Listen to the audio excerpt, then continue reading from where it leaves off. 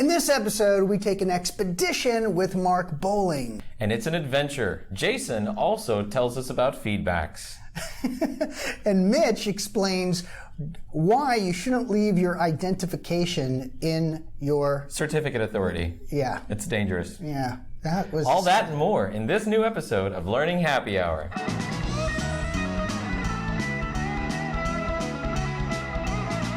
got a migraine headache, try not to break the rules. I got a migraine headache, try not to break the rules.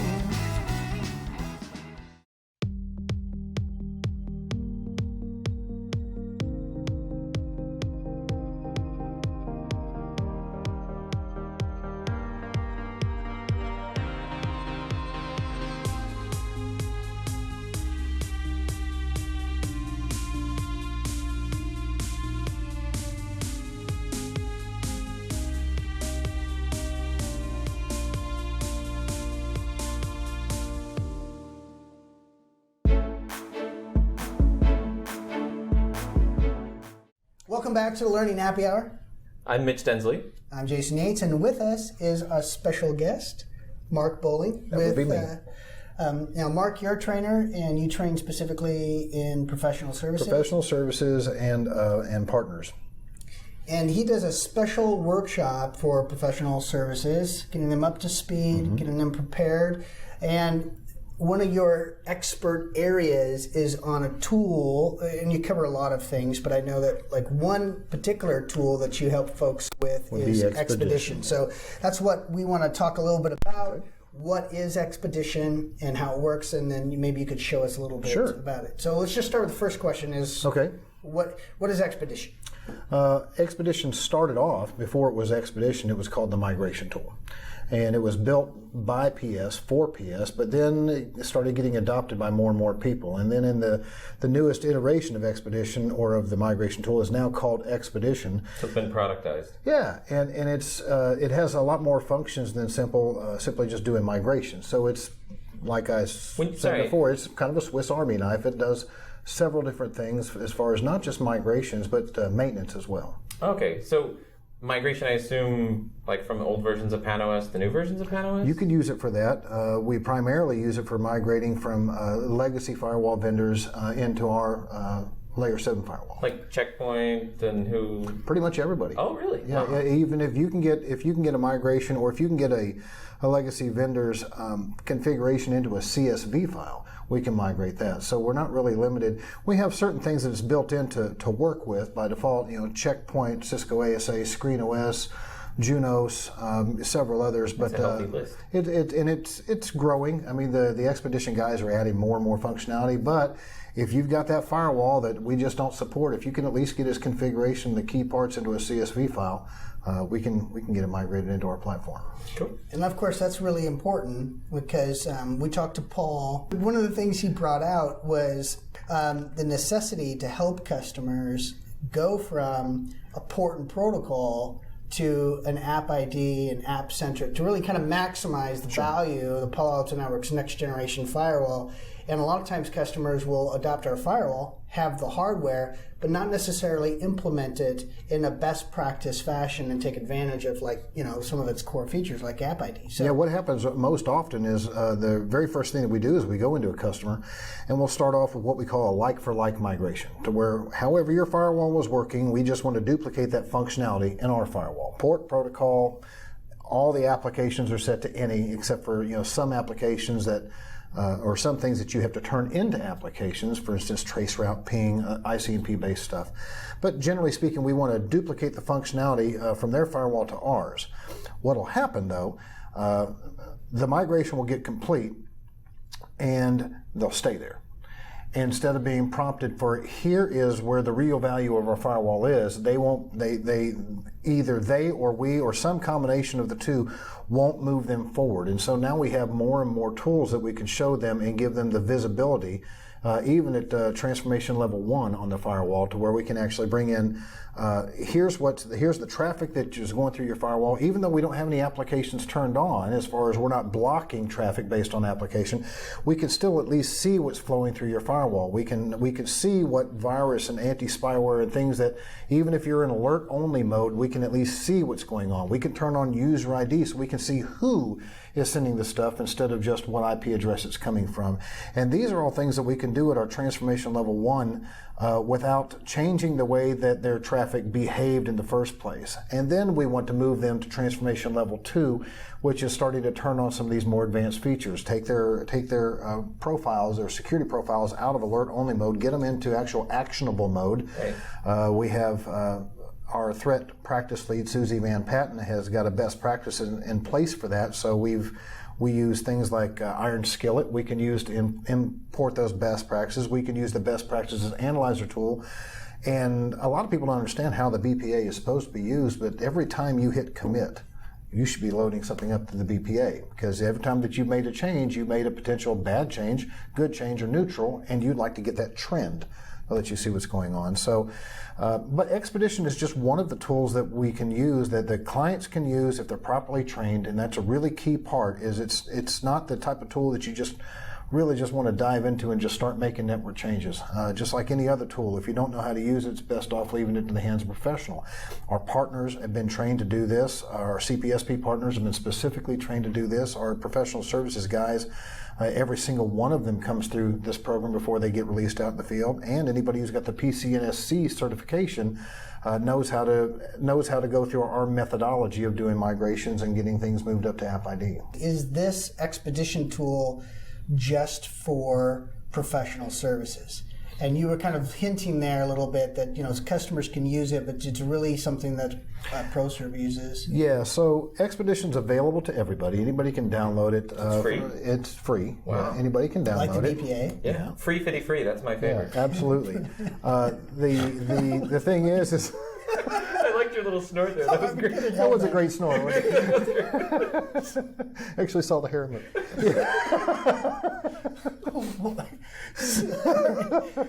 I didn't mean to distract you. You're good.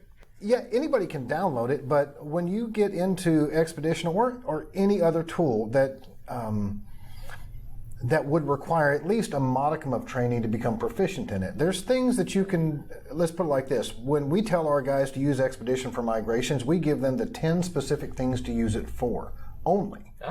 It used to be 8, but 10 is more specific because we can include applications and application groups. But those things would be applications, application groups, addresses, address groups, services, service groups, tags, security rules, NAT rules, and static routes sometimes.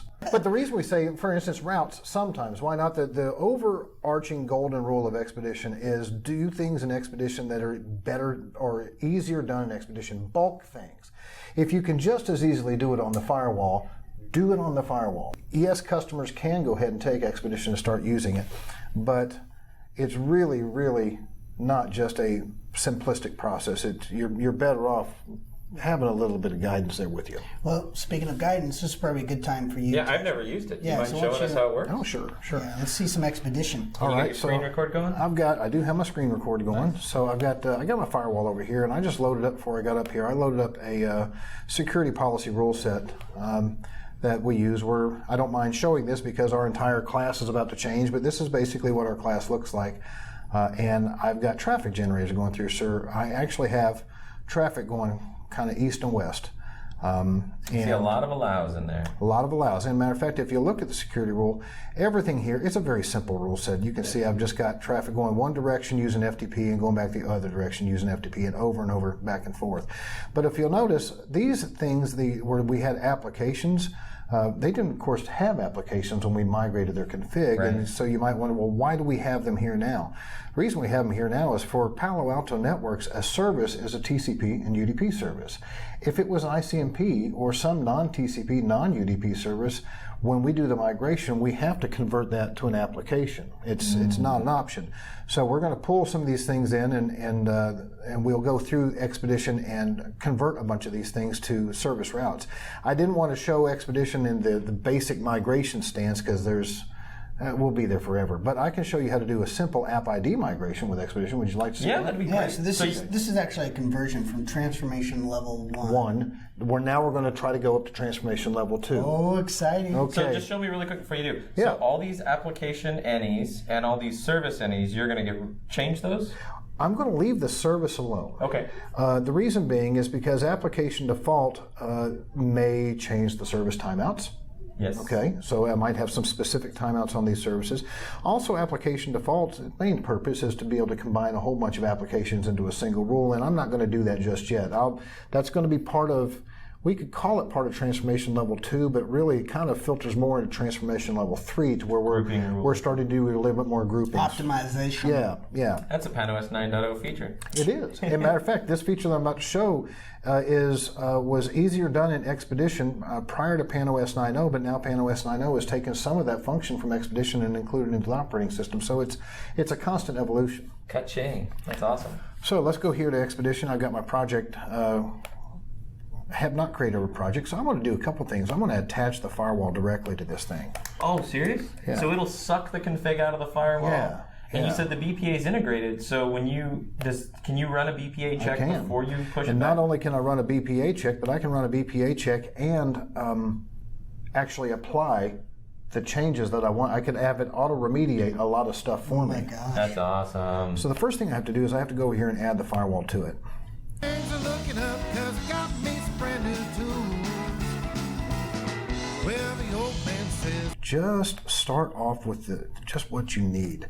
Instead of trying to get it to do everything, it's best off for you to start off with what you need. So like, I'm going to just do the minimums by pulling in. My purpose here is to go grab the firewall's config. I've got a completed config on the firewall, so I'm just going to go suck this into Expedition That's so cool. and then save it. There's other things that I can do here when I'm trying to do machine learning and stuff that I don't want to address, and you'll see that some red stuff that's over here that's dealt with machine learning. It's because I haven't created my paths and created my data store, but it's perfectly functional the way that it is. Back over here, I've created my firewall. I've sucked in all my information, and now I want to create a project. So I'll go over here and create a project, and tell it to use my VM300. Now all this does is this makes the VM300, it associates it with the project, but it doesn't pull anything in yet. So when I go to the project here itself, I can see that I've got a blank project. Usually what I can do is I can go take a baseline configuration XML file from a firewall. I could import that by going in here into import into the Palo Alto tab, and I could browse out to my baseline configuration file.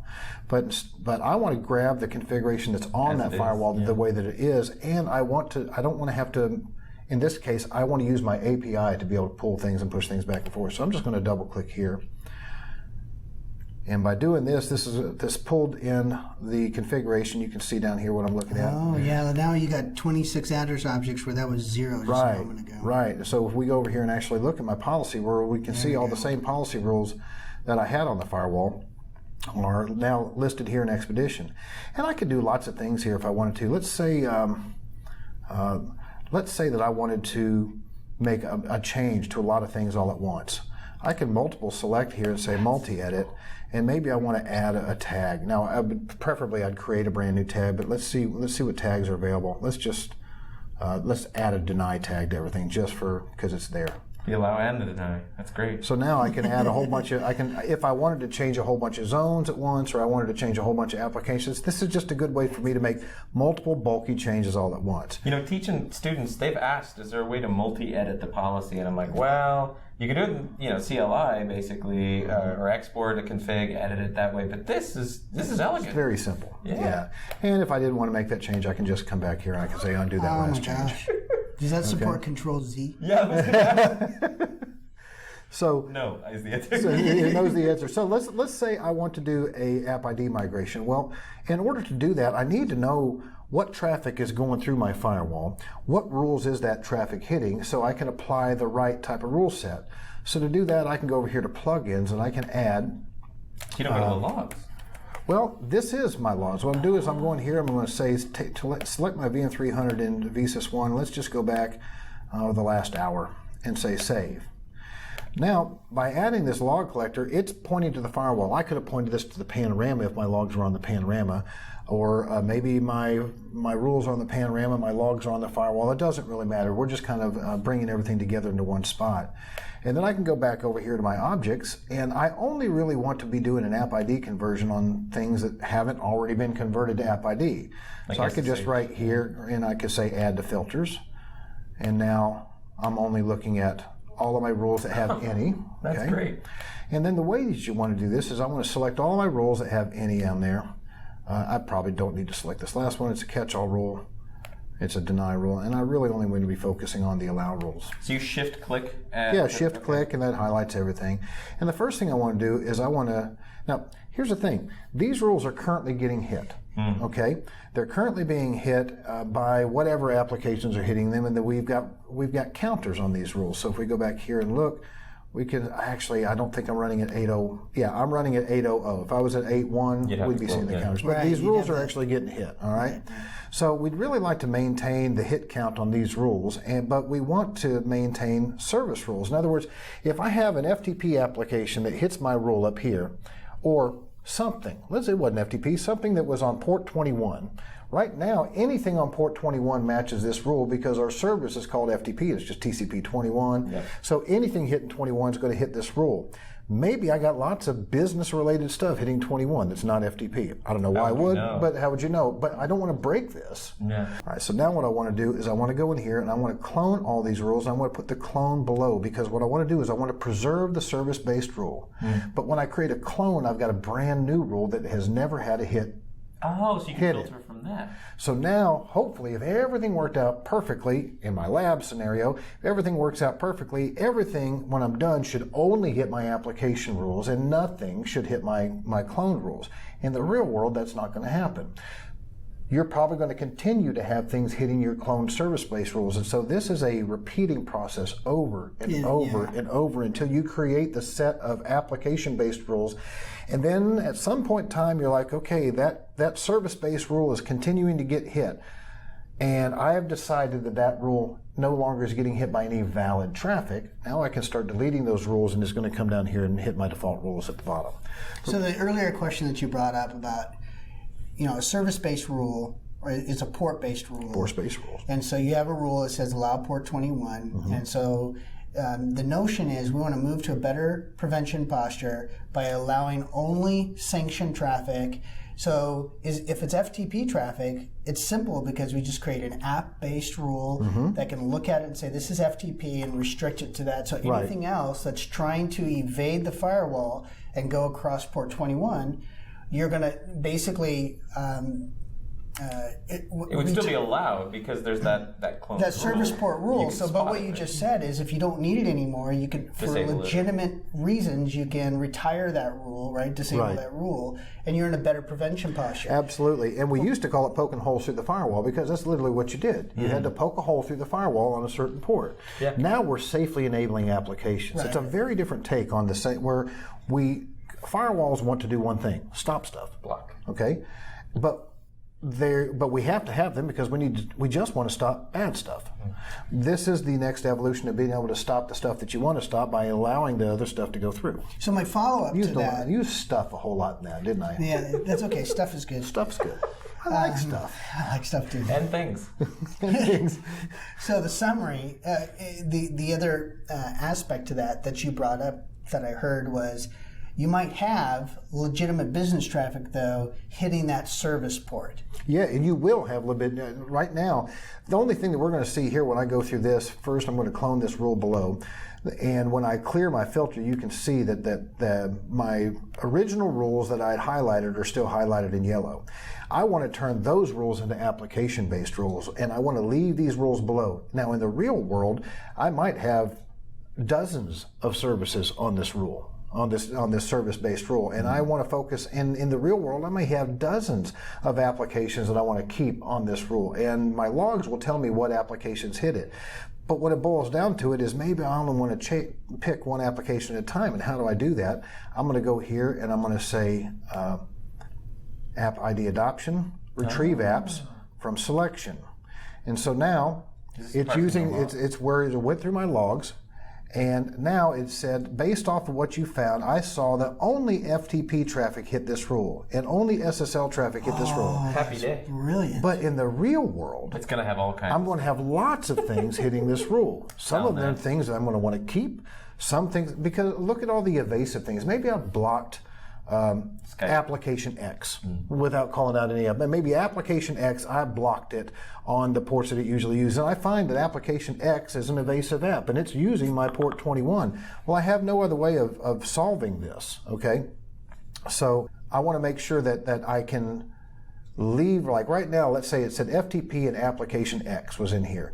And I can right click and say app ID adoption, reconciliation, and I can come down here and I can say selection. In other words, I can come in here and I can select all the apps that it's recommended and say turn those into applications. And so by doing that, now it took all those and they replaced my any with the actual application.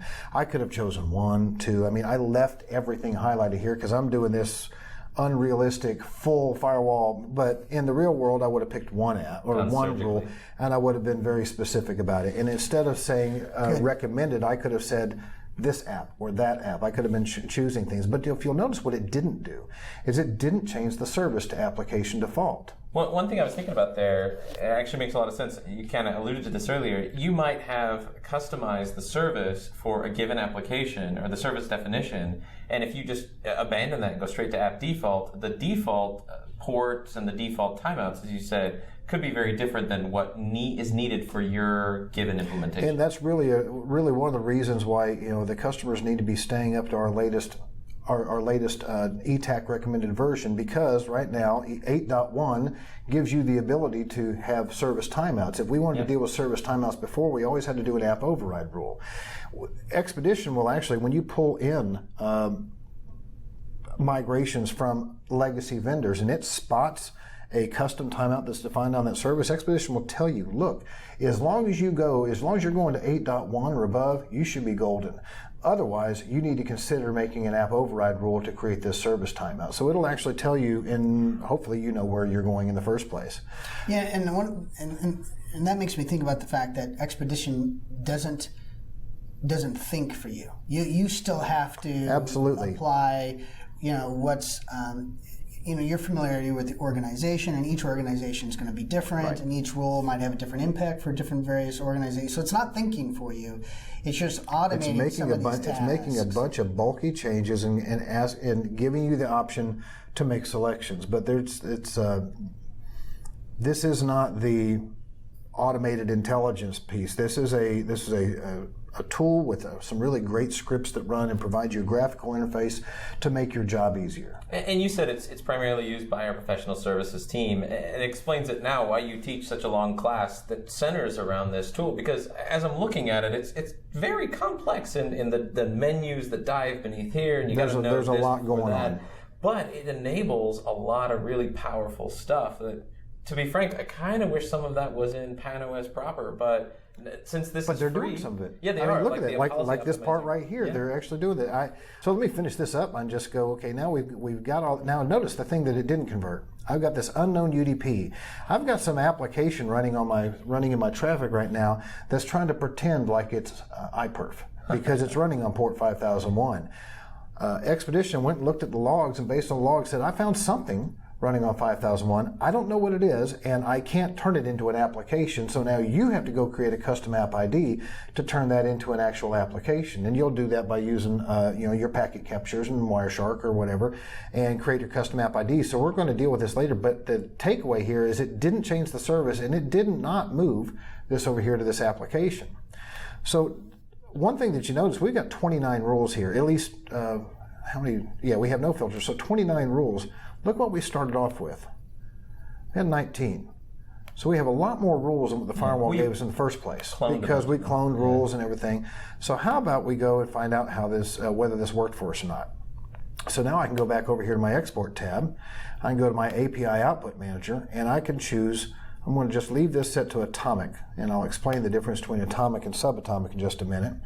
I love the names. Yeah. So Right now, if you can see, if I had a whole bunch of addresses, I could send a whole bunch of addresses with one command, okay? Or a whole bunch of applications with one command, or a whole bunch of application groups. Or I can select subatomic. Maybe I didn't want to send everything all at once. Maybe I just wanted to send individual things. Well, if I do subatomic, I can send that address, or that address, or that. So it lets me be more granular. That's the only difference between atomic and subatomic. Subatomic is more of a give me the whole bucket. And atomic is give me the whole bucket. Subatomic is give me individual fish out of the bucket. Now, is there a quantum realm we can enter as well? Or? Yeah, you can hit mega. Okay. So I'm going to start here with atomic, and the only thing I'm going to send back to the firewall is the only thing that I changed. And the only thing that I changed on the firewall was my security rules. So I can go down, I could browse down through here and grab the security rules, but it's just easier for me to come over here and filter it. Nice. So I'm going to click on that and say, send my API request to my VM300. Done. So if I go refresh my VM300, we can see my 19 rules turn into 31 rules, 29 plus my 2 defaults. Yeah. And so now, if I hit commit, now notice something. What I want to see when I'm done is I want to see all these, with the exception of these rules that had CL in front of them. These were cloned rules as part of an earlier operation. That's the reason those were app ID enabled. But if you'll notice, the original rule name is now the application-based rule, and the cloned rule is now the new service-based rule, the clone of the application-based rule. So what I should see when I'm done, if everything is right, with the exception of that UDP rule that had the fake application on it, what I should see when I go to my monitor tab is just my original name of my rules with the traffic hitting it. If I start seeing these rules, and once again, a lot easier to spot when I have 8.1 or above installed on here, I could just run over here and I can see my hit counters.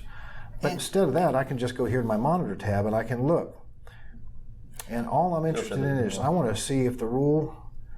And just as a quick reminder, that's because of the way that rule processing works, right? Top down, left, right. Top down. Yep. And so if we just let this go for a while, you'll see the only clone rules that I'm getting hit is that one that was a clone rule that was part of our initial conversion prior to this. Right, prior to this. But all we're still seeing now is we're seeing the applications hitting our application-based rules. And in real time, what you would see in the real world is the application that you chose hitting your application-based rules, and all the rest of the services would be hitting the next rule down. We want to leave those service-based rules in place until you're absolutely sure that there is no valid traffic hitting them. Now, there's going to be some times to where you're going to go, okay, there's valid traffic hitting this service-based rule, but it's not FTP. It's not running. It is running on port 21 or whatever port. Now I got to get out Wireshark.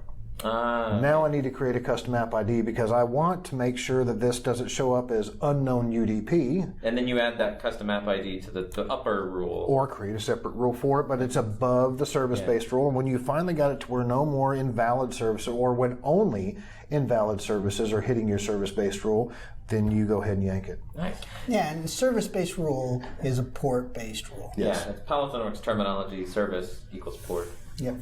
What does your configuration log show when the Expedition pushes these changes in? Does it show the user as API or who's logged into Expedition at the time? Your configuration log here will show this right here.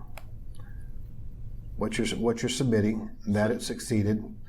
So, of course, those I'm the are only user. Those so are you see my credentials he credentials set here. up in Expedition, right? Yeah, it's So interesting. you can see it came, is showing your host. It came from .21 host, which was my Expedition machine, and that it succeeded. And I wonder how much traffic this actually captures in here as opposed to. Oh yeah, there's a bunch. Nice. So it captures all the changes that I sent here in the configuration log. Perfect. Right. And then we could, of course, go here to the system log, and I would be able to see my. So really the only way then to see what was done via an admin against the PanOS Web UI versus Expedition via the API is to look at the source IP? That, and you also got your config audit. So you can look at that as well. Nice. Mark, this was super helpful. I'd never seen Expedition before, but it's an awesome tool. I'd like to. The thing is, I enjoy instructing on the tool because it does so much more than what I've just shown right here, and anytime that you want me to come back and do some more expedition tips and tricks, I'd be more than happy to do it. Love it. Yeah, and if you have any resources or documents or things that would be helpful for people, please. I do, but I don't give them out. Okay, I'm sorry. No, I have lots of videos that are out there for our students that come out, and the SE, the system engineers guys are publishing expedition videos online in the live site, I believe. Okay, yeah. So you'll find more and more expedition stuff probably out on YouTube.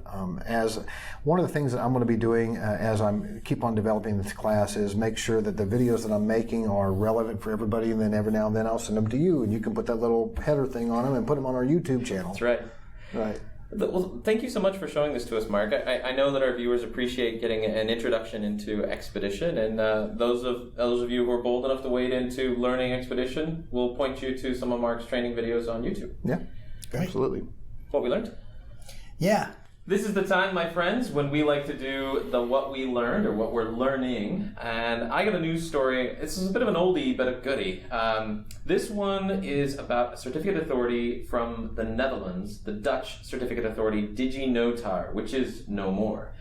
They were owned by Vasco Security at the time, and they built this certificate authority, which was like a fortress. It had sluice doors and man traps and this vault-style room you enter in order to issue certificates from their root server. Presumably their root server was powered on pretty much always. And things started out great, but over a period of time, the operators, humans were the weakest link, they ended up leaving their badges permanently inserted into the system. Oh. And that was such a fatal flaw because this Iranian hacker, according to the Bloomberg article I read, they attributed it back to this Iranian hacker, and he found his way onto that system, presumably over a prolonged period of time, and issued hundreds of certificates for services like AOL, Yahoo Mail, Gmail, stuff like that, and then gave all of those over to the Iranian government.